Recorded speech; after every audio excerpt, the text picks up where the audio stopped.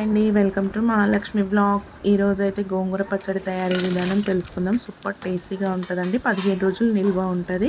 చాలా బాగుంటుంది. పచ్చిమిర్చి చేసామంటే ఒక 2-3 రోజుల వరకు తినేస్తే బాగుంటుంది. ఇదైతే 15 రోజుల వరకు ఉంటుంది. ఇలా దూరగా ఎండుమిర్చి వేయించుకోవాలి. ఇలా దూరగా వేగిన తర్వాత దాంట్లో కొంచెం కరివేపాకు, ఒక 2-3 రెమ్మల కరివేపాకు వేసుకొని వేగనివ్వాలి. ఇలా సిమ్లో పెట్టి వేగనివ్వాలండి. ఇలా వేగిన తర్వాత వెల్లుల్లి రెబ్బలు కూడా వేసుకోవాలి, ఒక 4-5. దీంట్లోనే 2-3 వెల్లుల్లి రెబ్బలు వేసుకొని వేయించుకోవాలి. సిమ్లో పెట్టి వేయించాలి. ఇలా వేగిన తర్వాత ఒక ప్లేట్లోకి తీసుకోవాలండి. ఇలా అన్ని ప్లేట్లోకి తీసుకొని పక్కన పెట్టుకోవాలి. మళ్ళీ కొంచెం ఆయిల్ వేసుకోవాలి, 1/2 స్పూన్ అంతా. ఒక 2 స్పూన్ల ధనియాలు, 1 స్పూన్ శనగపప్పు, 1 స్పూన్ జీలకర్ర, కొంచెం మెంతులు వేసుకోవాలండి, ఒక 1/2 స్పూన్ అంతా మెంతులు వేసుకొని ఇవన్నీ దూరగా వేయించుకోవాలి. సిమ్లో పెట్టి వేయించాలి ఇవి కూడా. ఇలా దూరగా వేగిన తర్వాత ఇవి కూడా అదే ప్లేట్లోకి తీసి పక్కన పెట్టుకోవాలి. మనం మిర్చి తీసాం కదండి, అదే ప్లేట్లో తీసుకోవాలి. ఇలా తీసి చల్లారనివ్వాలి.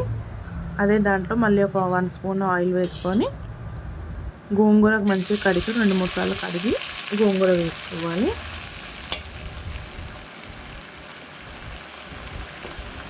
గోంగూరనైతే తొందరగా ఉడికిపోతుందండి.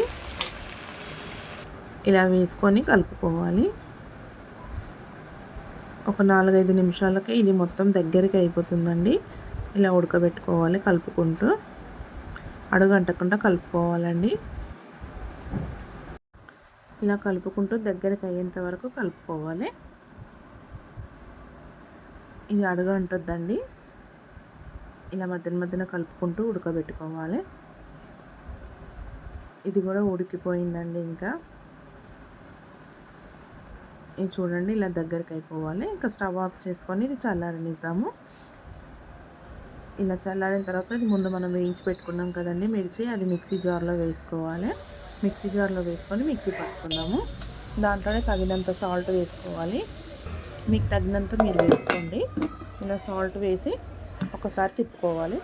ఇలా తిప్పిన తర్వాత గోంగూర ఉడకబెట్టాం కదండి, ఆ ఉడకబెట్టిన గోంగూర దాంట్లో వేసుకొని అది కూడా మిక్సీ పట్టుకోవాలి ఒకసారి. మొత్తం మెత్తగా కాకుండా కొంచెం బరకగానే ఉంచాలండి. ఇలా మిక్సీ అయిపోయిన తర్వాత దీన్ని పోపు పెట్టుకుంటే సరిపోతుందండి, అంతే. ఇలా అయిపోయిన తర్వాత ఇంకా పోపు పెట్టుకుందాం. దీనికి ఒక 2 స్పూన్స్ ఆయిల్ వేసుకోవాలి. ఇలా 2 స్పూన్స్ ఆయిల్ వేసిన తర్వాత పోపు దినుసులు వేసుకోవాలి. 1 స్పూన్ మినపప్పు, జీలకర్ర, ఆవాలు, కొంచెం ఎండుమిర్చి, కొంచెం కరివేపాకు, ఒక 2-3 వెల్లుల్లి కచ్చపచ్చగా దంచినట్టు చేసి వేసుకోవాలండి. ఇలా వేగనివ్వాలి. ఇలా వేగిన తర్వాత స్టవ్ ఆఫ్ చేసుకొని ఈ పోపు దాంట్లో వేసుకుంటే సరిపోతుందండి. ఈ పచ్చడి అనేది 15 రోజుల వరకు నిల్వ ఉంటుంది. సూపర్ టేస్టీగా ఉంటుంది, చాలా బాగుంటుంది. పచ్చిమిర్చి వేస్తే తొందరగా పాడైపోతుంది. ఇలా ఎండుమిర్చి వేసి చేసుకోండి, చాలా అంటే చాలా బాగా వస్తుంది. మీరు కూడా ట్రై చేయండి. నచ్చిందని అనుకుంటున్నాను. నచ్చితే మాత్రం తప్పకుండా లైక్ చేయండి, షేర్ చేయండి, సబ్స్క్రైబ్ చేసుకొని నా ఛానల్ ఎవరైనా ఫస్ట్ టైం చూస్తున్నట్టయితే.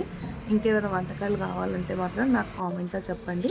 ఈ పచ్చడి మాత్రం చాలా బాగుంటుందండి. ఏదైనా గాజు సీసాలకు వేసుకొని పెట్టుకుంటే చాలా బాగుంటుందండి. సూపర్ టేస్టీగా ఉంటుంది. మీరు కూడా ట్రై చేయండి. మీరు కూడా ట్రై చేసి ఎలా వచ్చిందో నాకు కామెంట్లో చెప్పండి. నేను దీంతో పాటు కొంచెం పుదీనా పచ్చడి కూడా చేశానండి. ఇంతకుముందుకైతే వీడియో పెట్టాను కదా, ఇప్పుడైతే పుదీనా పచ్చడి చేశాను. అది కూడా కొంచెం చాలా బాగా వచ్చిందండి, పుదీనా పచ్చడి కూడా. మీరు కూడా ట్రై చేయండి. నా ఛానల్ ఎవరైనా ఫస్ట్ టైం చూస్తున్నట్టయితే లైక్ చేయండి, షేర్ చేయండి, సబ్స్క్రైబ్ చేసుకోండి. Thanks for watching.